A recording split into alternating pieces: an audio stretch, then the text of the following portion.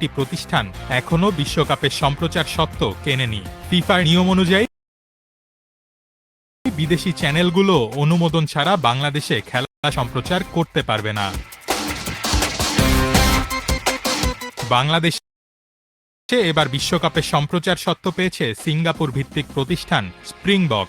বিটিভির একটি সূত্র জানিয়েছে ১০৪টি ম্যাচের সম্প্রচার স্বত্ব বাবদ স্প্রিংবক তাদের কাছে প্রায় ১৫১ কোটি টাকা চেয়েছে, যা কর সহ দাঁড়াবে প্রায়। এত বিপুল খরচ দেখে বিটিভি সরাসরি ফিফাকে বিনামূল্যে খেলা দেখানোর সুযোগ চেয়ে ইমেইল করলেও ফিফার তরফ থেকে কোনো জবাব নেই।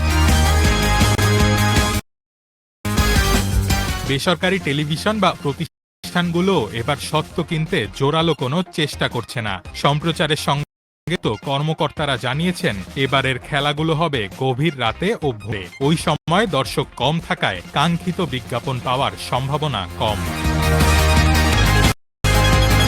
তবে এখনো কিছুটা আশা বাকি আছে।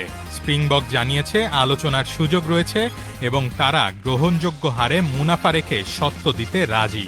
সম্প্রচার নিয়ে সরকারের আন্তঃ মন্ত্রণালয় বৈঠকেও আলোচনার কথা রয়েছে।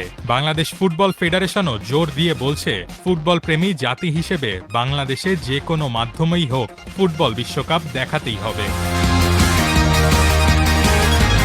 আগামী ১১ জুন যুক্তরাষ্ট্র, কানাডা ও মেক্সিকোতে শুরু হতে যাওয়া ২৩তম আসর মাঠে গড়াতে বাকি ১ মাসেরও কম। সাধারণ মানুষকে খেলা দেখার সুযোগ করে দিতে হলে এখন সরকারকেই দ্রুত উদ্যোগী হতে হবে, নইলে বঞ্চিত হবে কোটি কোটি ফুটবল ভক্ত।